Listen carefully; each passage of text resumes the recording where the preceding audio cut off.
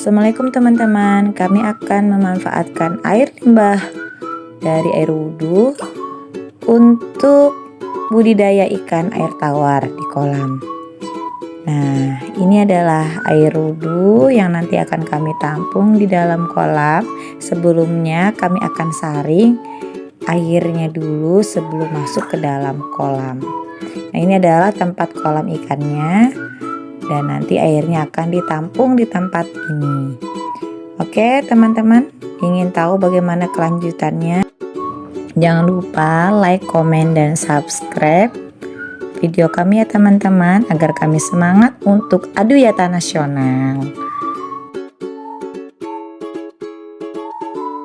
Sebelumnya, air dari limbah wudhu tersebut masuk ke dalam sebuah air sumur resapan dari air limbah. Jadi air limbah dari air wudhu masuk ke dalam kotak tersebut dan langsung diserap oleh tanah. Jadi supaya lebih bermanfaat, maka air limbah wudhu ini akan kami saring terlebih dahulu dan dimasukkan ke dalam kolam.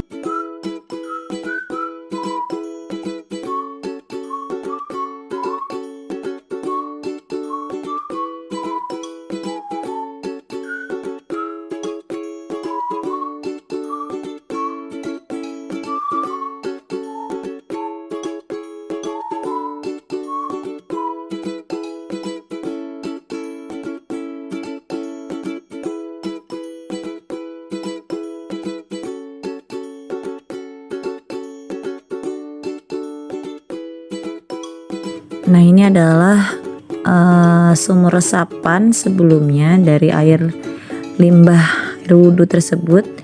Kami bongkar dan kami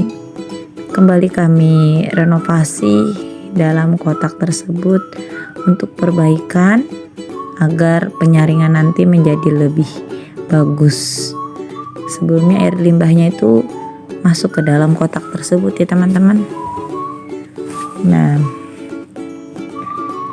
jadi tanahnya, batunya semuanya kita bongkar untuk diperbaharui. Jadi ini adalah bahan untuk penyaringan air limbah tersebut, yaitu ada sabut kelapa atau sabut aren juga bisa.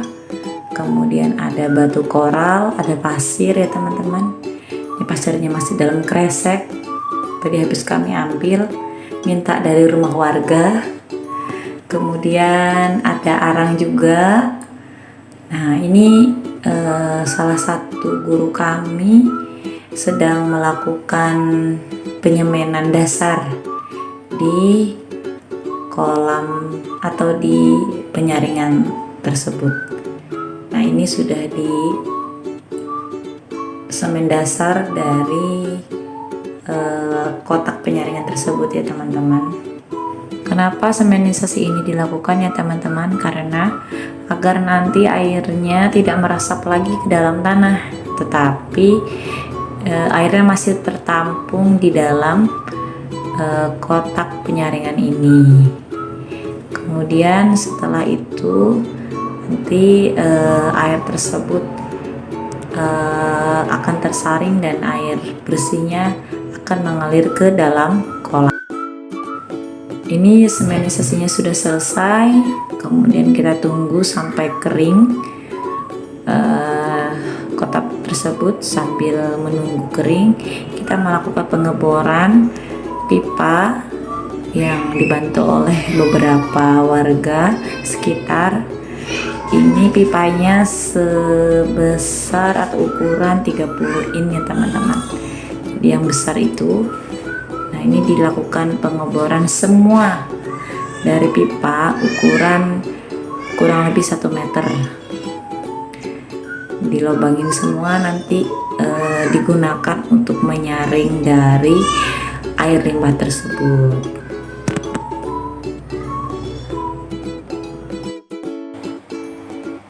Nah, setelah semennya sudah mulai kering, kita letakkan batu koral di atasnya sehingga nanti batu koral ini membantu penyaringan dalam penampungan air limbah tersebut.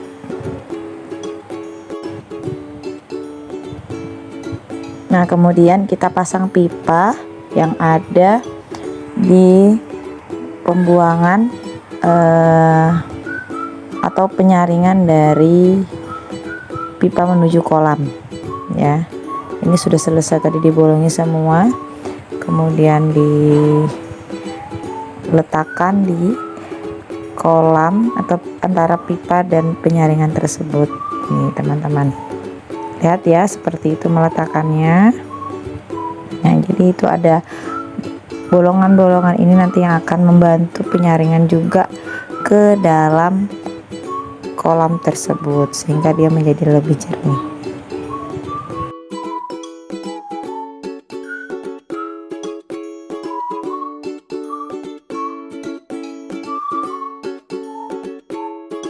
Setelah terpasang dua pipa seperti ini, karena kami ini jalur pipanya ada dua ya teman-teman menuju kolam, jadi kami harus pasang dua dari penampungan air limbah tersebut. Kalau misalnya teman-teman punya satu jalur saja atau satu pipa saja menuju air kolam, berarti cukup satu. Kalau tiga berarti tiga ya, begitu ya teman-teman.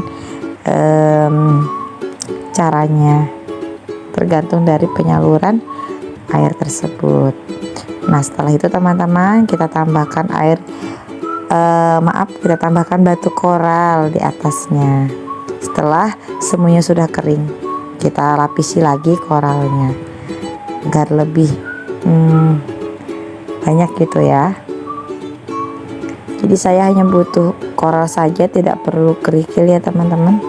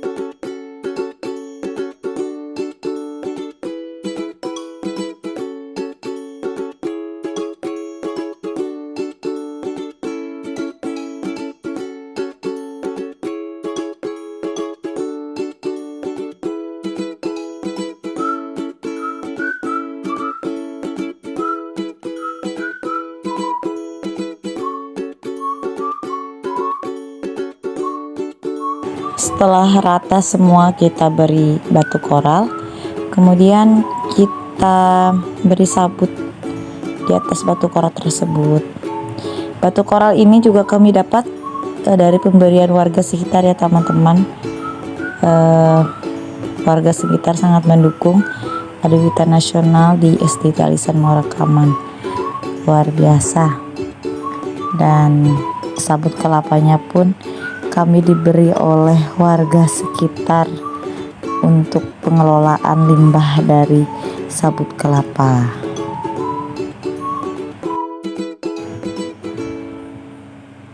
Nah, setelah sabut kelapanya selesai kami beri secukupnya saja ya teman-teman. Kemudian kami tambahkan arang. Nah, arangnya juga secukupnya ya teman-teman, yang penting sudah merata agar nanti airnya juga bisa tersaring dengan baik.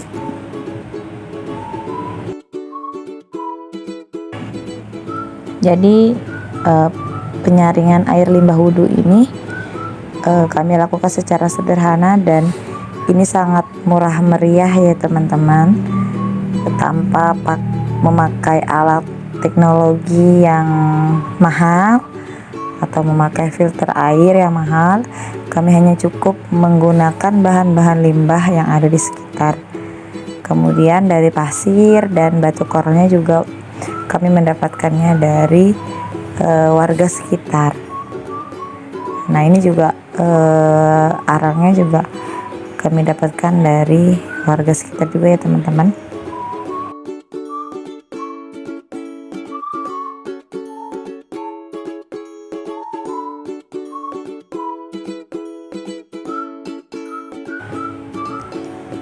Nah, kemudian dikira sudah cukup pemberian arangnya. Lanjut kami lakukan pemberian pasir. Tapi pasirnya sedikit aja ya teman-teman, karena nanti kalau misalnya banyak, pasir ini akan susah diserap oleh air dari limbah tersebut. Penyaringannya lebih susah. Jadi supaya gampang, pemberian air pasirnya ini secukupnya saja ya teman-teman.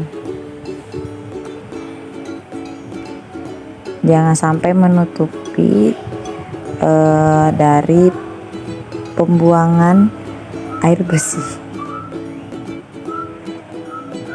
Nanti ketika airnya sudah tertampung, oke teman-teman, demikianlah hasil dari penyaringan atau pemanfaatan air limbah dari air wudhu untuk kolam ikan di SDIT Alisan Muara Kaman.